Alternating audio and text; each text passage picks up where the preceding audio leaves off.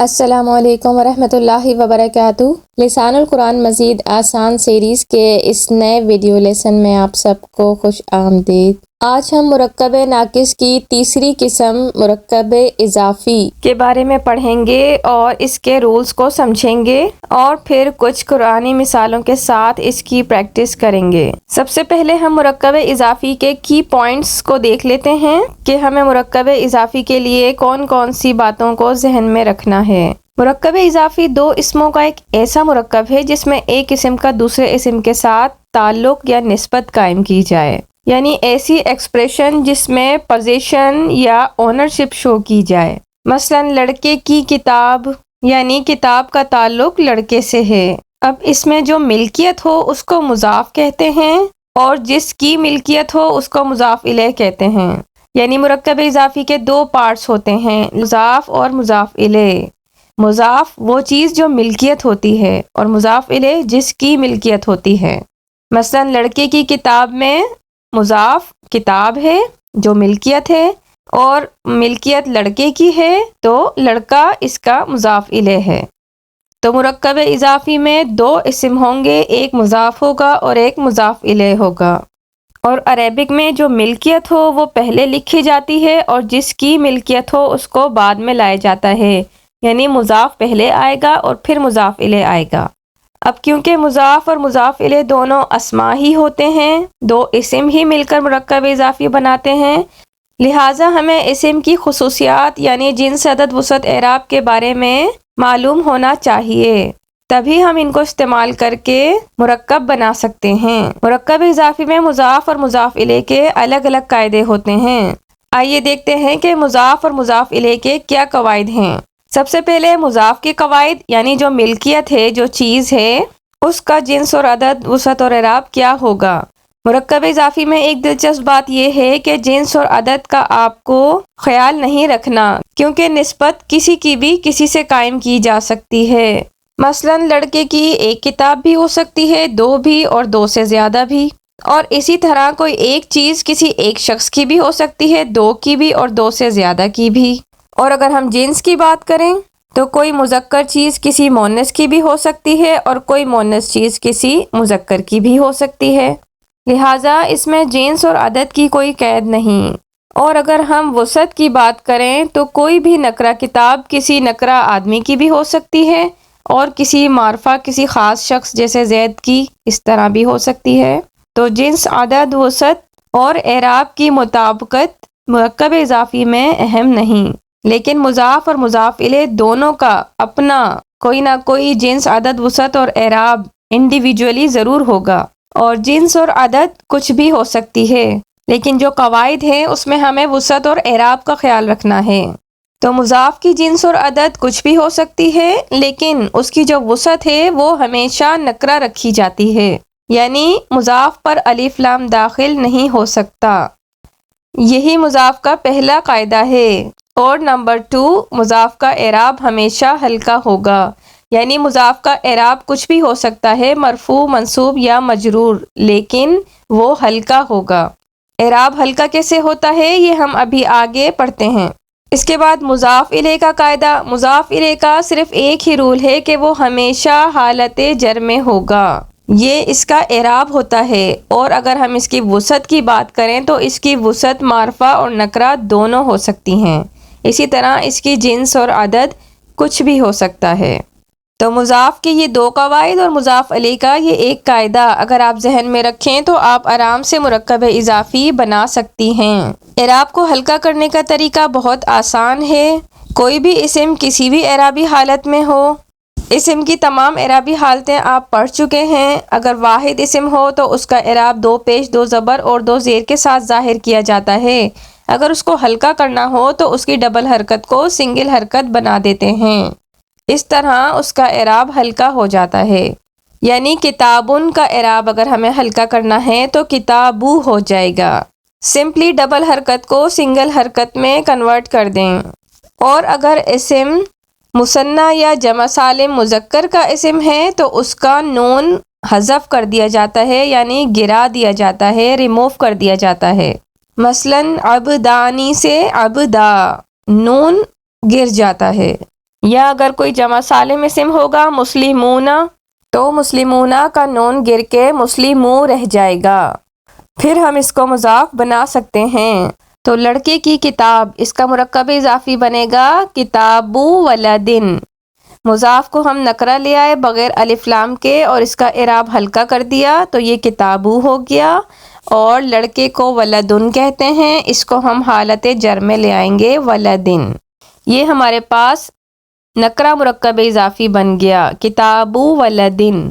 اور اگر کسی خاص لڑکے کی کتاب ہے یعنی مضاف الیہ کی وسعت معرفہ ہے تو یہ کتاب الولدی بن جائے گا، الولدی مضاف الیہ پر الف لام داخل ہو جائے گا، تو کسی خاص لڑکے کی کتاب۔ تو مرکب اضافی ہمارے پاس دو طرح کے بنتے ہیں، ایک معرفہ اور ایک نکرہ۔ تو مضاف کی وسعت اور اعراب یہ آپ نے ذہن میں رکھنا ہے کہ مضاف کی وسعت ہمیشہ نکرہ ہوتی ہے اور اس کا اعراب مرفوع منصوب مجرور کچھ بھی ہو سکتا ہے، لیکن مضاف الیہ اس کا اعراب ہمیشہ مجرور ہوگا، لیکن اس کی وسعت معرفہ یا نکرہ دونوں آ سکتی ہیں، اور جنس اور عدد کی کوئی قید نہیں۔ اب جس طرح مفرد اسم کا اعراب ہوتا ہے بالکل اسی طرح مرکبات کا بھی اعراب ہوتا ہے۔ مفرد اسم کے اعراب میں آپ نے واحد، مثنی، جمع سالم، جمع مکسر ان سب کے اعراب پڑھے، یہ سب مفرد کے اعراب تھے۔ اسی طرح مرکب اضافی کا بھی اعراب ہوتا ہے اور اس کا پتہ مضاف سے چلتا ہے، کیونکہ مضاف تینوں اعرابی حالت میں ایگزسٹ کرتا ہے، تو جو بھی مضاف کا اعراب ہوگا وہی مرکب اضافی کا اعراب مانا جاتا ہے۔ اور اسی طرح مرکب اضافی کی بھی وسعت ہوتی ہے، جو بھی وسعت مضاف الیہ کی ہوگی وہی مرکب اضافی کی وسعت مانی جاتی ہے۔ آئیے اب ہم مضاف اور مضاف الیہ کے قواعد کو استعمال کر کے مرکب اضافی بناتے ہیں۔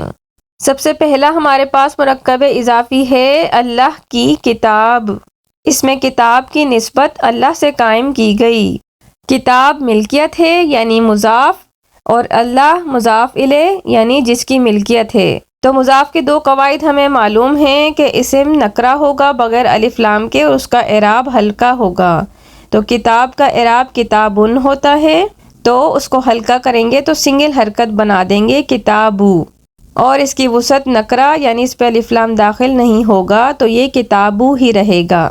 تو بس دو چیزوں کا آپ کو خیال رکھنا ہے، وسعت اور اعراب۔ وسعت آپ نے نکرہ رکھنی ہے اور اعراب مرفوع منصوب یا مجرور، کتابو، کتابہ، کتابی۔ اب ہم مضاف الیہ بناتے ہیں۔ اللہ مضاف الیہ کا ایک ہی رول ہے اور وہ ہے کہ یہ حالت جر میں ہوتا ہے، اللہ۔ تو ہمارے پاس مرفوع مرکب اضافی بنا کتاب اللہ، اور منصوب کتاب اللہ، اور مجرور کتاب اللہ۔ اللہ کا رسول، اس میں رسول کی نسبت اللہ سے قائم کی گئی، رسول اس کا مضاف اور اللہ اس کا مضاف الیہ۔ مضاف کے دو قواعد ذہن میں رکھنے ہیں کہ وہ نکرہ ہوگا یعنی رسول، اس پر الف لام داخل نہیں ہوگا یعنی رسول ہی رہے گا، رسول اللہ، اور اس کا مرفوع منصوب اور مجرور اعراب ہلکا کر دیا جائے گا یعنی رسولن، رسولن، رسولن سے یہ ہو جائے گا رسولو، رسولہ، رسولی۔ تو آپ کا مضاف تیار ہے، اور مضاف الیہ کا ایک ہی قاعدہ ہے کہ وہ حالت جر میں ہوگا یعنی اللہ، رسول اللہ، رسول اللہ، مرفوع منصوب اور مجرور مرکب اضافی۔ اسی طرح بیت اللہ، اللہ کا گھر، گھر کی نسبت اللہ سے قائم کی گئی، گھر اس کا مضاف اور اللہ اس کا مضاف الیہ۔ بیت کا اعراب بیتن، بیتن، بیتن سے ظاہر کیا جاتا ہے، اس کو ہلکا کریں گے تو یہ بیتو ہو جائے گا، بیتو، بیتا، بیتی، مرفوع منصوب اور مجرور حالت میں، لیکن مضاف الیہ ہمیشہ مجرور ہوگا، بیت اللہ، بیت اللہ، بیت اللہ۔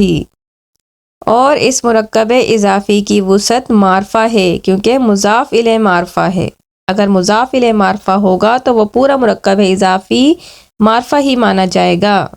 نیکی کا بدلہ، اس میں بدلے کی نسبت نیکی سے قائم کی گئی، اس کا مضاف بدلہ ہے اور مضاف الیہ نیکی۔ عربک میں بدلے کو جزا کہتے ہیں۔ تو جزا کا اعراب 2 پیش 2 زبر 2 زیر کے ساتھ ظاہر کیا جاتا ہے، تو ہم اس کو ہلکا کریں گے تو یہ ہو جائے گا جزاء، جزاء، جزائی۔ اور مضاف الیہ ہمیشہ حالت جر میں ہوگا احسانی، اور مضاف الیہ پر الف لام داخل ہوگا تو یہ معرفہ بن جائے گا جزاء الاحسانی، جزاء الاحسانی، جزاء الاحسانی۔ اگر آپ نے نکرہ مرکب اضافی بنانا ہوتا تو آپ صرف احسان سے الف لام ہٹا دیں گے تو یہ نکرہ مرکب اضافی بن جائے گا۔ غیب کا جاننے والا، غیب کا علم رکھنے والا، عالم، غیب، مضاف اس کا عالم اور مضاف الیہ اس کا غیب ہمیں دیا گیا ہے، اس کو ہم نے استعمال کر کے مرکب اضافی بنانا ہے۔ تو مضاف کے 2 قواعد، عالم اس کا اعراب 2 پیش 2 زبر 2 زیر کے ساتھ ظاہر کیا جاتا ہے، عالمن، عالمن، عالمن۔ اس کو ہم ہلکا کریں گے، سنگل حرکت میں کنورٹ کر دیں گے، عالم، عالمہ، عالمی۔ اور یہ نکرہ ہی رہے گا، اس پہ الف لام بھی داخل نہیں کرنا۔ مضاف الیہ غیب ایک ہی قاعدہ ہے کہ وہ حالت جر میں ہوگا اور وہ معرفہ یا نکرہ ہو سکتا ہے۔ اگر ہمیں معرفہ بنانا ہے تو ہم الف لام داخل کریں گے، اور اگر ہمیں نکرہ بنانا ہے تو الف لام داخل نہیں کریں گے۔ یہاں ہم معرفہ مرکب اضافی بنا رہے ہیں تو ہم مضاف الیہ پر الف لام داخل کریں گے، تو یہ ہو جائے گا عالم الغیبی، عالم الغیبی، عالم الغیبی۔ انشاءاللہ تعالی مرکب اضافی کی مزید قرآنی مثالوں کی پریکٹس ہم اگلی ویڈیو میں کریں گے۔ امید ہے آپ کو مرکب اضافی کے قواعد سمجھ آ گئے ہوں گے اور مرکب اضافی بنانا آ گیا ہوگا۔ اپنا فیڈ بیک ضرور دیجیے، کوئی سوال ہو تو ضرور پوچھیے۔ جزاکم اللہ خیرا کثیرا۔